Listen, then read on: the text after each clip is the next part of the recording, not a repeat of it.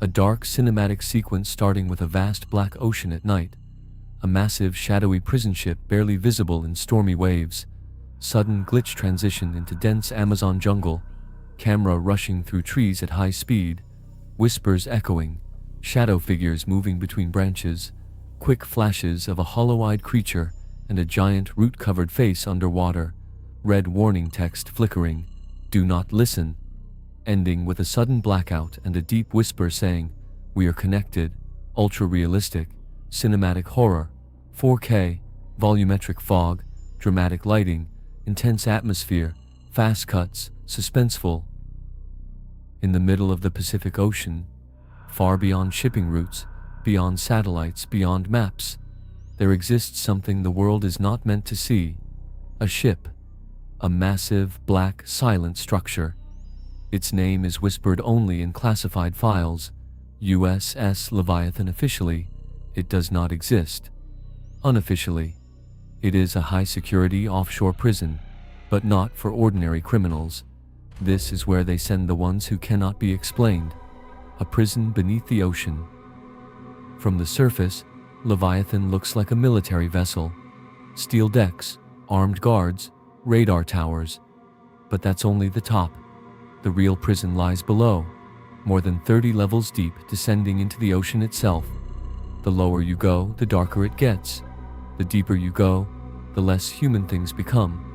Rahim, the engineer, Rahim Ahmed, the systems engineer from Bangladesh, had no idea what he signed up for.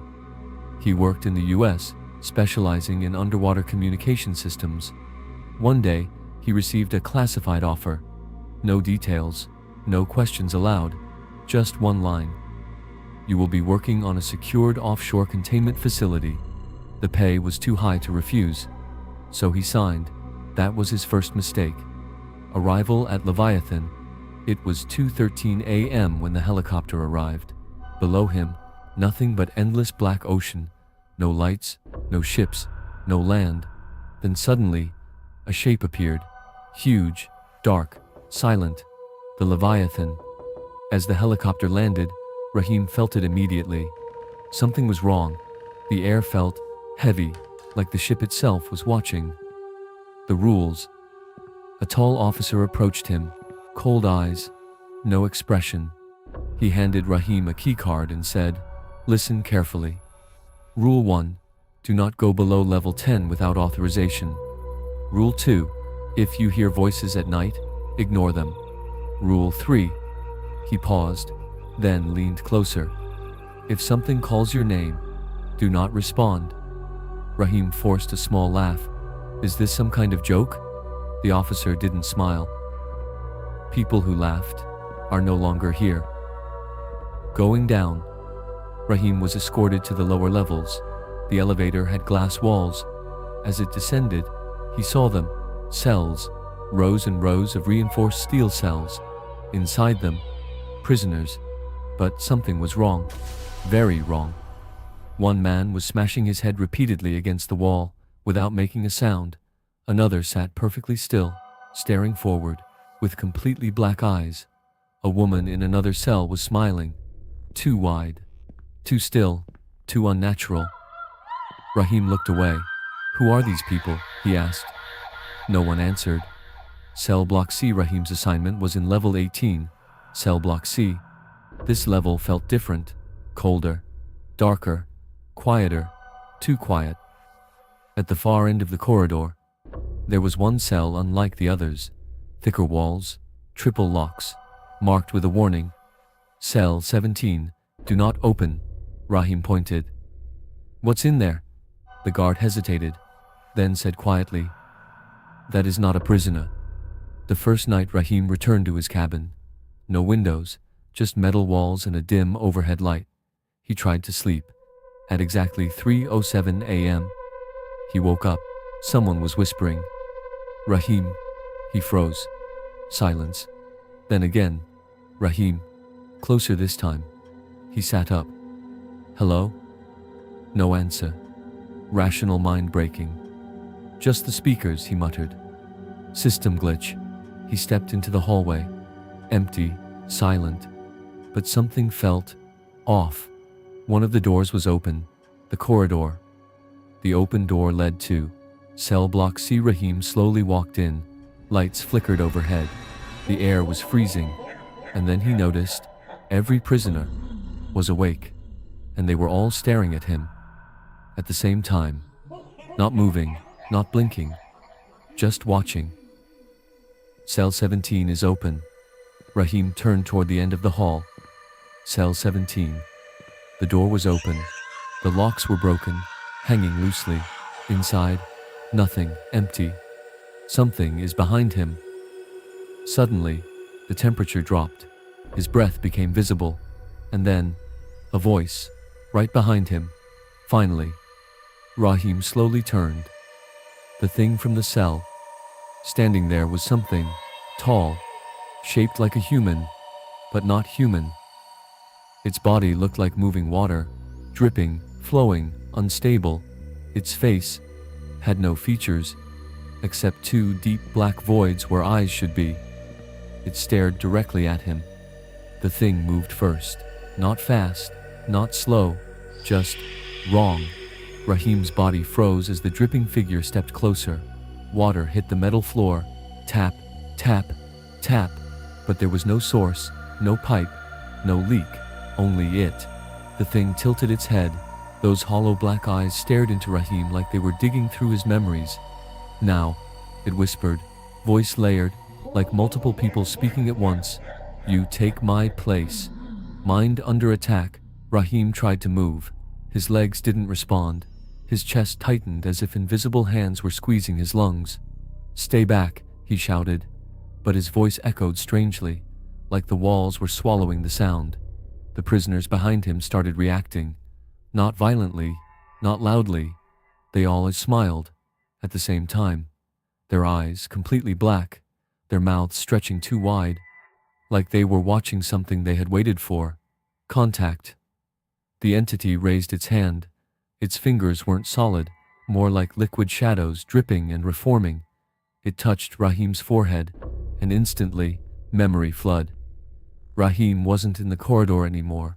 He was somewhere else, dark, cold, underwater. He could feel the pressure crushing his body. Then, visions, rapid, violent. He saw the USS Leviathan.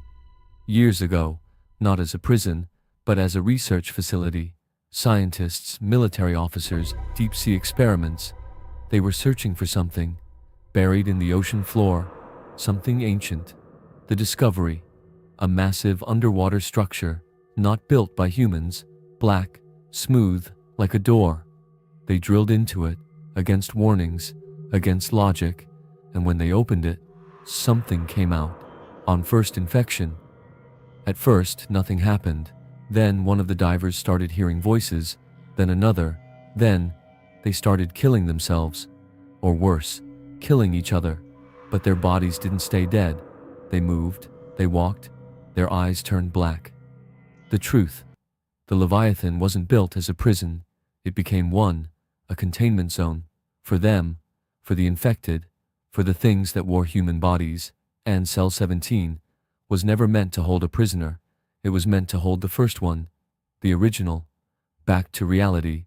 Rahim screamed as the vision stopped. He collapsed to his knees. The entity was still in front of him, closer now, almost touching. You see now, it whispered. Rahim shook his head violently. No, this is not real. The thing leaned closer, its voice softer, more human. Oh, it is more real than you. The transfer. Suddenly, Rahim felt something inside his head, moving, sliding, like cold water filling his brain. He grabbed his head. Stop! The entity's body started, breaking apart, not dying, transforming. Pieces of it, liquid darkness, started flowing into Rahim, through his eyes, his mouth, his skin. Rahim screamed. His veins turned dark, his vision blurred. Voices filled his mind, hundreds of them, screaming, crying, laughing, all at once. The new prisoner. The prisoners in the cells began banging on the walls, hard, violent. The entire block shook. Alarms started blaring, red lights flashing, guards shouting from above. But it was too late. Rahim stood up, slowly. His breathing stopped. His face, calm, too calm. And when he opened his eyes, they were completely black. And behind him, Cell 17's door slammed shut, by itself. Locks snapping back into place. Panic above, on level 10, control room, chaos, Cell Block C breach. Seal all lower levels. Activate purge protocol. An officer grabbed the mic. Repeat, purge protocol. The secret weapon. Deep inside Leviathan, there was a final solution. If containment failed, they would destroy the lower levels, flood them, crush everything under ocean pressure. No survivors, no evidence. Escape attempt. But not everyone agreed. A young technician, Emily Carter, grabbed her gear. No, there's still people down there. Her supervisor shouted. They're not people anymore. Emily hesitated, then ran toward the elevator anyway. I went to hell. As she descended, the lights flickered, the temperature dropped, her radio filled with static. Then, a voice. Emily. She froze. Don't go down. Her brother's voice. Dead for 5 years. Emily's hand trembled. She turned off the radio. No, not real. But deep down, she wasn't sure. The new entity Cell Block C. The doors opened. Emily stepped out, gun raised, breathing fast. Hello? Anyone alive? Silence. Then, footsteps, slow, wet. Rahim stepped out of the shadows. But it wasn't Rahim. Not anymore. Please, Emily whispered. Tell me you're still human. Rahim smiled. Too wide, too still. I am better. Infection spreads. Before Emily could react, Rahim moved. Faster than human. He grabbed her. Their eyes locked. And in that moment, she saw everything. The ocean, the door, the thing beneath reality, waiting, watching. She screamed, then stopped. When she looked up again, her eyes were black. The truth of Leviathan. This was never just a prison. It was a gateway, a barrier, holding something back. And now, the barrier was broken. Final scene. On the surface, the ocean was calm, silent, still. Then, something moved beneath. Huge, slow, rising. Inside Leviathan, one by one, lights went out, doors opened, cells unlocked, and in the darkness, voices whispered, thousands of them. We are free. The ocean was no longer silent. Something beneath it had awakened. Beneath the surface, miles below the USS Leviathan, where sunlight had never reached, something ancient stirred. Not a creature, not fully. Something older than life itself. Something that had been sleeping, or waiting. Leviathan falls. Inside the ship, control was gone. Complete loss, doors opening, systems failing, voices whispering through every speaker, not in one language, but in all of them, at once. Infection complete, level by level. The crew changed. Guards dropped their weapons. Engineers stopped resisting. Everyone who heard the voices eventually stopped fighting. Their eyes turned black, their expressions empty, then calm, then smiling. Rahim's consciousness, but deep inside, Rahim was still there, trapped, and watching, screaming. He could see through his own eyes, but he wasn't in control. Something else was driving his body, speaking through him, moving him. You are strong, the voice inside him said. Your mind resisted longer than most. Rahim tried to respond. Please, stop this. But the thing laughed, a deep, echoing, ancient sound. You misunderstand. This is not destruction. The purpose. This is awakening. Images flooded Rahim again, not memories this time, but truth. The ocean was not empty. It had never been empty. Humanity had simply been allowed to exist on the surface, but deep below, there was another world, older, wider, stronger, and Leviathan had opened the door. Surface command far away. A military satellite detected the anomaly. Leviathan signal, unstable. Our power fluctuations, biosigns, abnormal. Emergency command was activated. A decision was made. Terminate the vessel. Missiles were launched. High speed, direct strike. Countdown inside Leviathan. A voice echoed through the ship. Cold, mechanical. Self-destruct sequence initiated. Impact in 4 minutes. The infected didn't panic, didn't run, didn't react. They all looked up and smiled. Evolution. Rahim's body began to change, not violently, not painfully, smoothly. His skin darkened, his veins disappeared, his breathing stopped completely. He didn't need air anymore. Around him, others were transforming too. Bones shifting, eyes fading, bodies becoming fluid, less human, more something else. Emily returns. Emily stood beside him, or what used to be Emily. She turned her head slowly, and her voice was calm, almost peaceful. They are coming. Rahim felt it, even without control, he felt it. Something massive, rising from the deep. The first sight, the ocean surface began to move, not waves, not storm. Something underneath was pushing upward. The water bulged, expanded, then something broke through. The entity. It wasn't fully visible. It couldn't be. The human mind couldn't process its shape, but parts of it were seen. A massive structure, like limbs, but not limbs, like eyes, but too many. It stretched across miles, and it was coming closer. Impact. The missiles hit, direct strike. The Leviathan exploded, fire, metal tearing apart, shockwaves ripping through the ocean. For a moment, everything went silent. Then, the water swallowed the flames, and something else remained. I'd not destroyed. The ship didn't fully break. Parts of it sank, parts of it changed. The structure twisted, merged, melted, like it was being absorbed, taken. Final merge. Inside the remains, Rahim stood still. The voice inside him spoke again. You are ready now. Rahim's last thought surfaced. A memory. His home. Bangladesh. His family. A quiet life. Gone. A tear rolled down his face, then stopped, because he no longer felt human. Becoming, his body dissolved, not into nothing, but into something else. Energy, darkness, water.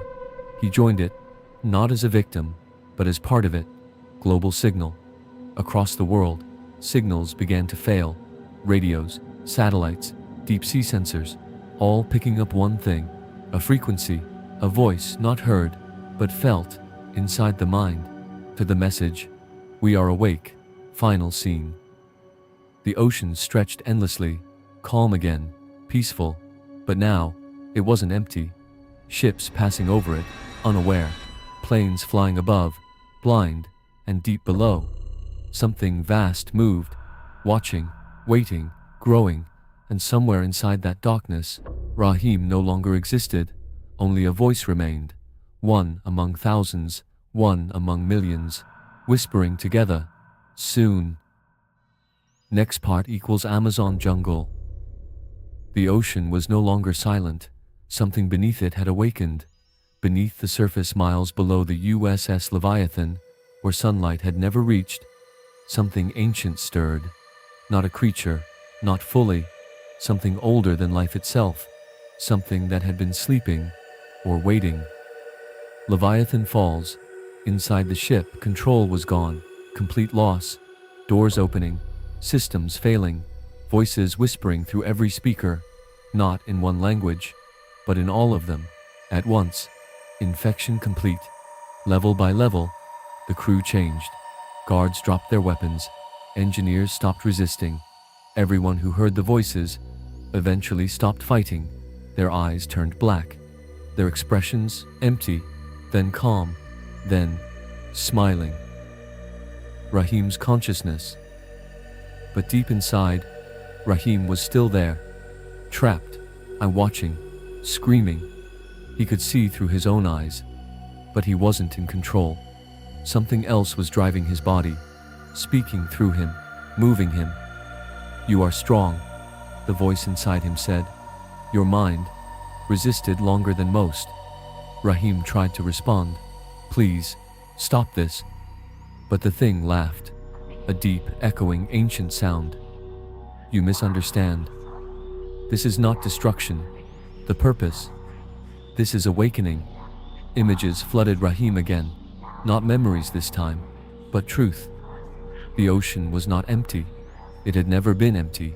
Humanity had simply been allowed to exist on the surface, but deep below, there was another world, older, wider, stronger, and Leviathan had opened the door. Surface command far away. A military satellite detected the anomaly. Leviathan signal, unstable. Power fluctuations, biosigns, abnormal. Emergency command was activated. A decision was made. Terminate the vessel. Missiles were launched. High speed, direct strike. Countdown inside Leviathan. A voice echoed through the ship. Cold, mechanical. Self-destruct sequence initiated. Impact in 4 minutes. The infected didn't panic, didn't run, didn't react. They all looked up and smiled. Evolution. Rahim's body began to change.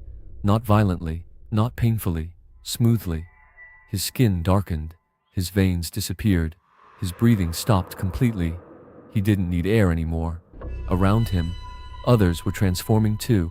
Bones shifting, eyes fading, bodies becoming fluid, less human, more something else.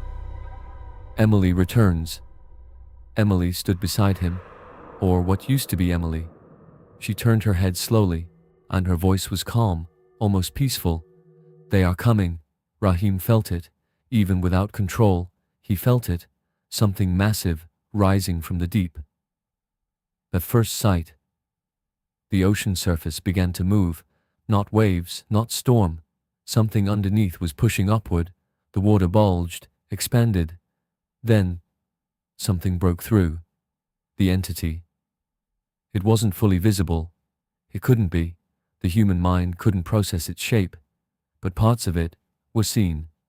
A massive structure, like limbs, but not limbs, like eyes, but too many. It stretched across miles, and it was coming closer. Impact. The missiles hit. Direct strike. The Leviathan exploded. Fire, metal tearing apart, shockwaves ripping through the ocean. For a moment, everything went silent. Then, the water swallowed the flames, and something else remained.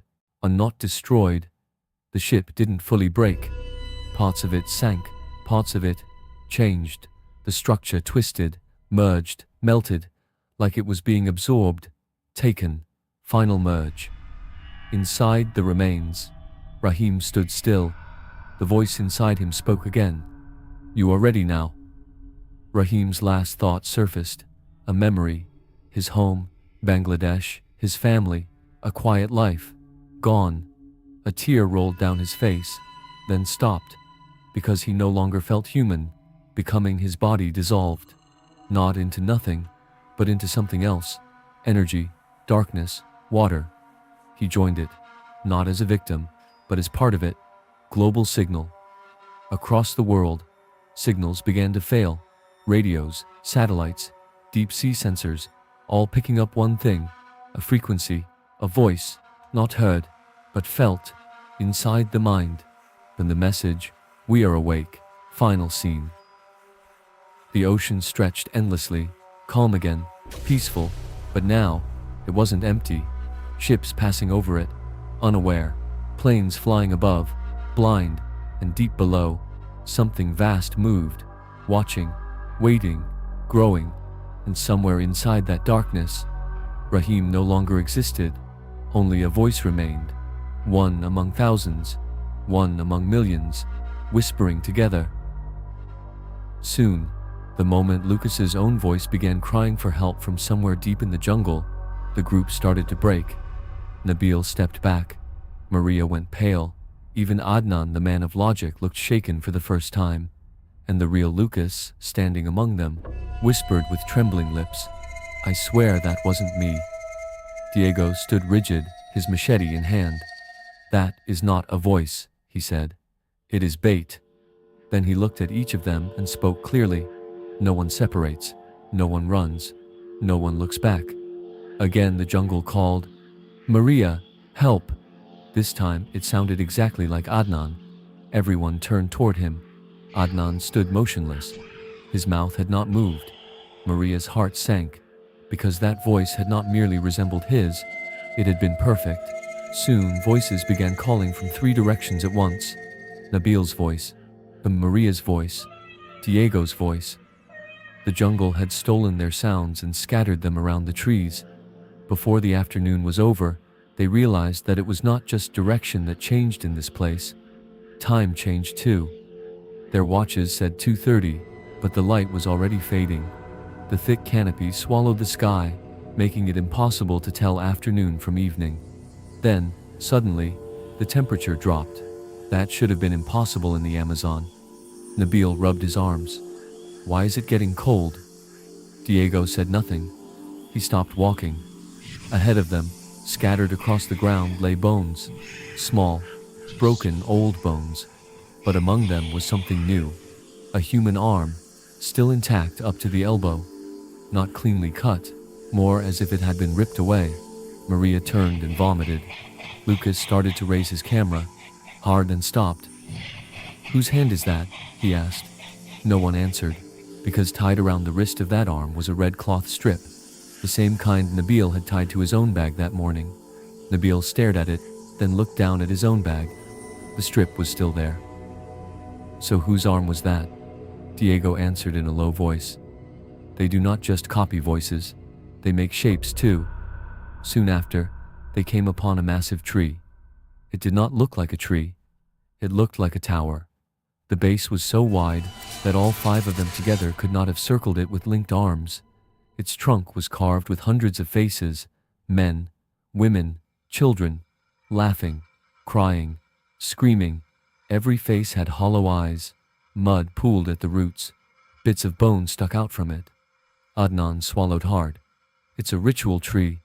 Diego cut him off. "No, it is their house." Maria whirled on him. "Who are they?" she shouted. "You keep saying they. Who are they?"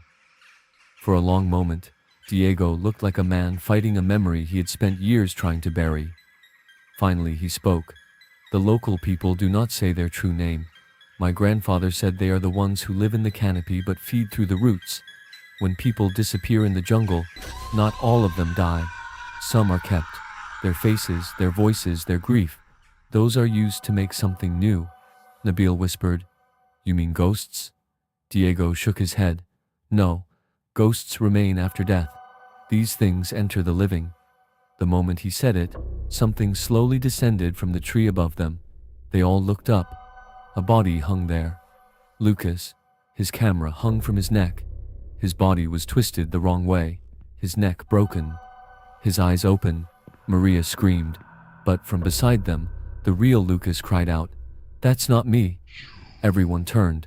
The real Lucas was still there, and the hanging body above them slowly smiled. Then black insects began crawling out of its eyes. That was when they ran. "Run!" Diego shouted. Branches cracked overhead. Something leapt from tree to tree above them. Maybe one thing, maybe several. Adnan struggled to breathe. Nabil's boots sank into mud. Maria slipped and cut her hand.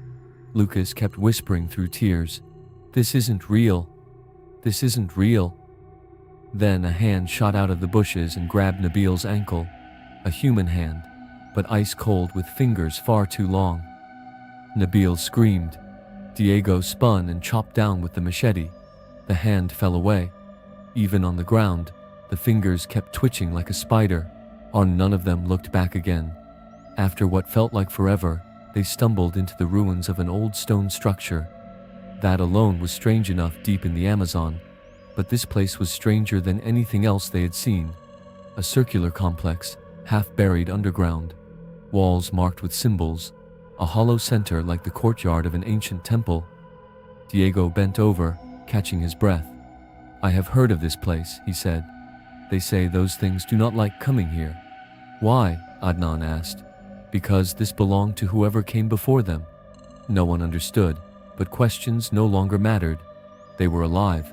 For the moment, they entered the ruin and looked around. At its center stood a stone altar. On it were old brown stains that looked like blood. Broken statues ringed the courtyard. The statues had human faces, but branch-like crowns rising from their heads. Maria pointed to one of the carvings on the wall. People were tied to trees here. Adnan looked closer. No, he said, not tied. Look, the roots are going into them. Nabil felt sick. They stayed there for the night, not by choice, but because they had nowhere else to go. Lucas's batteries were nearly dead.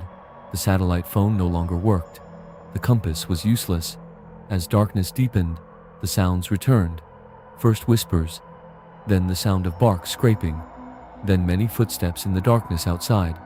Bare feet, mud-soaked, slow, circling. Nabil whispered, "They're here."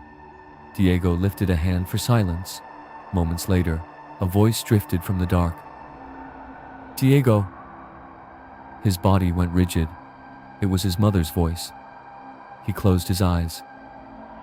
"I knew it," he murmured. "One day you would call for me too." Maria stared. "Your mother?" Diego said nothing. Again the voice. "My son, open the way." This time it was a child's voice. His son had died years ago from fever. Adnan looked at him and finally understood. Diego did not merely fear the jungle, he had lost someone to it.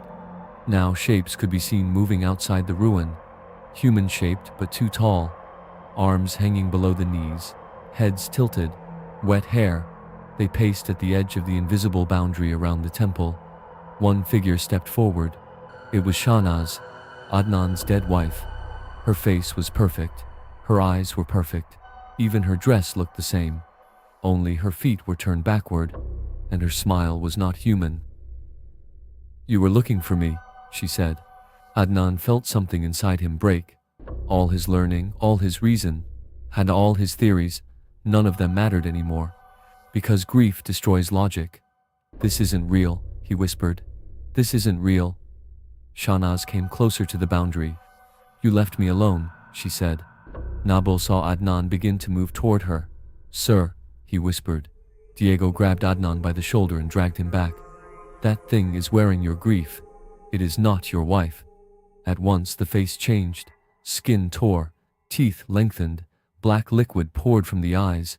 It struck some invisible force at the boundary and recoiled with a shriek before vanishing into the dark. Then, all the shapes around the ruin whispered together, "There will be no dawn. There will be no dawn. There will be no dawn." But the worst moment came late in the night. Nabil had not slept. He sat near the altar, watching. Then, he saw Lucas rise silently and begin walking toward a crack in the stone wall. "Lucas?" he whispered. No answer. Nabil reached out and touched his shoulder. Lucas turned around. His eyes were completely black. Mud dripped from the corners of his mouth. "They showed me," he said softly. "They said I'm already dead." Nabil stumbled backward. "What are you talking about?" Lucas smiled slowly. Then, he placed his camera in Nabil's hands and said, "Record everything." In the next instant, Lucas grabbed his own head with both hands and twisted. Bones snapped loudly. Maria screamed. Adnan rushed over. Lucas fell to the ground, his eyes still open, a peaceful smile on his face. But his body did not stop moving. With his neck broken, he began crawling toward the temple boundary. Diego stepped forward with the machete. "That is no longer Lucas." With one brutal strike, he severed the head. Everyone froze. The head rolled under the altar, and then the lips moved. "They are below." Then silence. Dawn never really came. The sky outside became faintly gray, but no true light entered the jungle. From under the altar where Lucas's head had rolled, there came a soft dripping sound. Tap, tap, tap. Nabil knelt and looked beneath it. There was a narrow opening, a staircase leading down into wet darkness. Adnan stared. "The real temple is below." Diego turned to him. "Going down means not coming back." Adnan's eyes hardened with desperate resolve. "If we stay up here, we do not come back either. At least down there we may find the source." Maria spoke quietly. And what if that source is worse? No one answered, because outside, and the shadows were gathering again. And this time, they were not only waiting, they were learning, finding ways in. Diego tightened his grip on the machete. Then we go down, he said. Whatever is below cannot be worse than what's out there. From the opening in the altar, a cold wind rose, and within it came many whispering voices speaking as one. Our roots are below.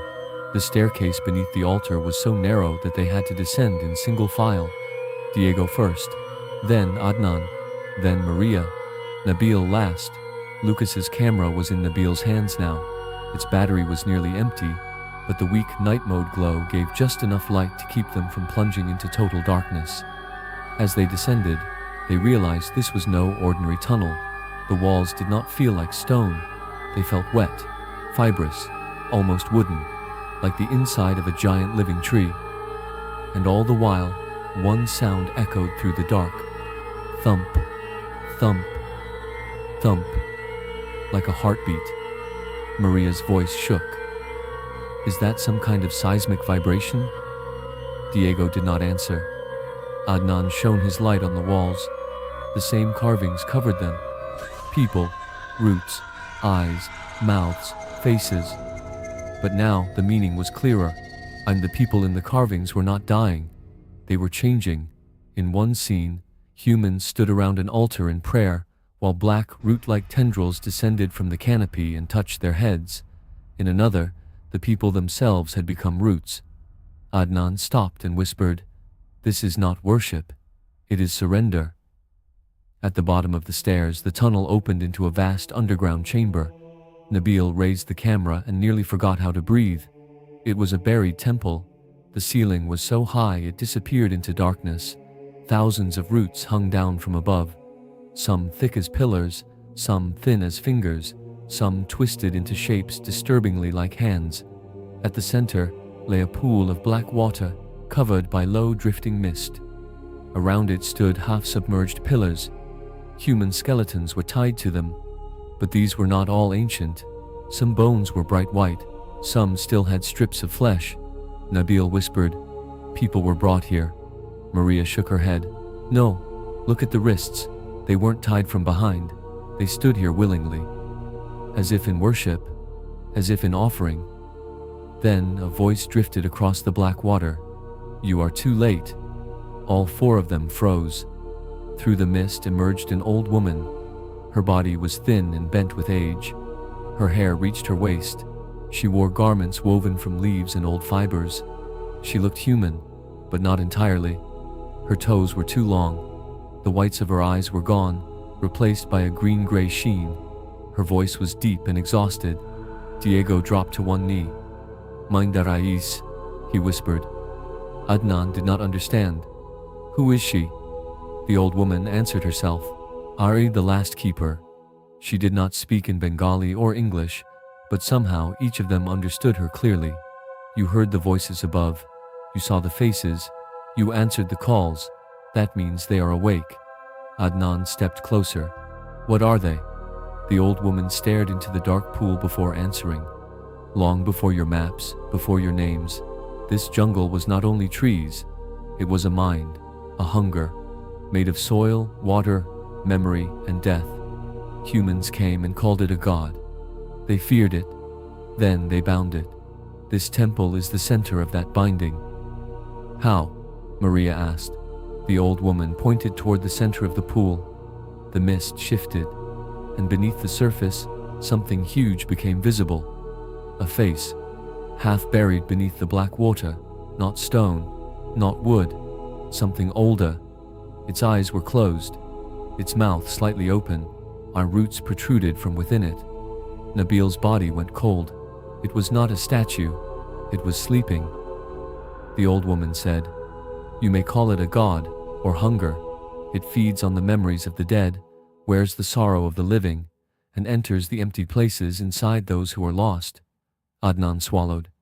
"So, the things above are its mouths, its hands, its discarded shadows?" Diego asked. "What do we do?" The woman's gaze shifted to Nabil. "One of you brought back its mark." Nabil's heart pounded. "What?" she said. The clay idol, from the altar in the abandoned village. The seal broke the moment it was taken. Nabil went pale. He had thrown it away. I left it behind. No, she said. It did not leave you. At that instant, something scraped inside Nabil's bag. Everyone stepped back. With shaking hands, he opened it. Inside lay the clay idol, wet, unbroken. All of its faces now had their eyes open. In the next instant, the roots above them began to move. The heartbeat in the chamber grew louder. From every shadow came whispering voices. It has returned. The door is open. A new face. The old woman shouted, "Break it." Nabil threw the idol against the stone. It did not shatter. Instead, it struck the ground, split into crawling pieces like insects, and began pulling itself back together. Maria pulled a flare from her pack. "Fire!" Diego snatched it and hurled it onto the idol. Flame erupted. The entire chamber shook. In the black pool, the giant face slowly opened its eyes. It had no eyes, only deep holes of darkness. And inside that darkness, Nabil saw his own face looking back. Then everything happened at once. The roots fell from above. The skeletons on the pillars began to shudder. The whispers of the jungle seemed to pour down into the temple itself. The old woman stepped to the edge of the altar and raised both hands, chanting in a language none of them knew. Adnan shouted over the chaos, "What do we do?" She answered, "The one who made the mistake must close the seal." Every eye turned to Nabil. His knees weakened. No, I can't." The old woman came to him and touched his forehead. Her hand was freezing cold. "Listen to me. It may kill you, or it may keep you, but if you do nothing, the jungle will spread beyond itself." Maria's eyes filled with tears. "There has to be another way." The old woman slowly shook her head. "Grief opens the door. Sacrifice closes it." At the center of the pool, the giant face was waking fully. Its mouth opened wider. More roots spilled from within it. Each root ended in a human face. Some were laughing, some weeping, some calling for help. Among them, Adnan heard Shahnaz again, very close. "Don't leave me." His vision blurred.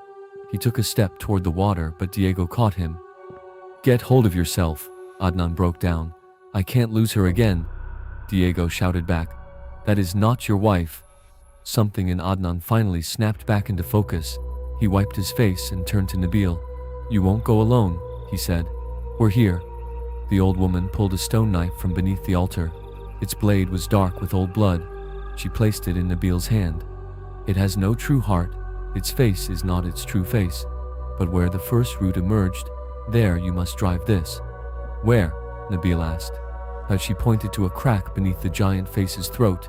At that exact moment, a massive root struck forward and pierced her chest. Maria screamed. Blood filled the old woman's mouth, but she did not fall. With her last strength, she cried out, "Now!" Diego charged with the machete, hacking at roots as they lunged toward them. Adnan pushed Nabil forward. Maria lit another flare and set fire to the roots with faces. Nabil ran along the edge of the black water. Mud shook beneath his feet. Hands rose from the pool, grasping for his ankles. Voices surrounded him. "Stay. Join us. You were already lost." He clamped his hands over his ears, but the voices were inside him now. He reached the giant face. It was breathing. The whole chamber rose and fell with it. The crack the old woman had shown him lay just below its throat. While thick black roots writhed there, Nabil lifted the knife, and the face spoke in his mother's voice. "My son, don't go." His hand trembled. "My son, I'm all alone." Tears streamed down his face. "You're not real," he whispered. The voice softened even more. "Come back to how you were as a child." Nabil shut his eyes. Then, with every ounce of strength he had, he drove the stone knife into the crack. The sound that followed was beyond anything human. The black pool erupted. The giant face let out a scream too vast for ears to understand. Roots ripped loose from the ceiling. Above them, somewhere far away, the jungle screamed with it. Diego shouted, "Back!" But the floor was already cracking apart. Adnan ran for Nabil. Maria tried to reach the old woman, but she raised a hand to stop her. Peace had entered her eyes. The seal is returning, she said. I belonged here. I remain here. Then the earth gave way beneath her, and she sank into the black water. Diego pulled Nabil up. All three of them ran for the stairs. Behind them, the giant face was sinking.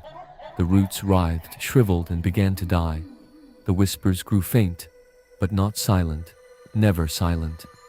They climbed and climbed. Behind them, something called Nabil's name again.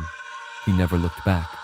When they emerged into the ruins above, true dawn had finally come. Pale light filtered through the jungle. Birdsong had returned. The mist was thinning. There was no sign of the shadow figures. The hole beneath the altar had collapsed. The temple was sealed. Lucas's body was gone. The path back seemed open once more. Diego stood in silence. Maria wept. Adnan sat in the mud, breathing as though he had been underwater for years. Nabil looked at his hand. Across his palm ran a thin, dark scar. It looked like a root. He closed his fist and hid it. 3 days later, a rescue team found them near the edge of the forest. They said there had been an accident. Lucas had gone missing. Their equipment had failed. No one told the full truth. Adnan never published his research. Maria left the Amazon and never returned. Diego refused to guide anyone into that region again. Nabil said nothing too, for a long time. But the story does not end there, because one night after returning home to Dhaka, he woke to a familiar sound. Thump, thump, thump. Then came the faint sound of leaves scraping against a window. There were no giant jungle trees outside his apartment, and yet the sound was there. He looked at his hand. The dark scar had grown longer. Then, very softly beside his ear came a whisper. The door did not close completely.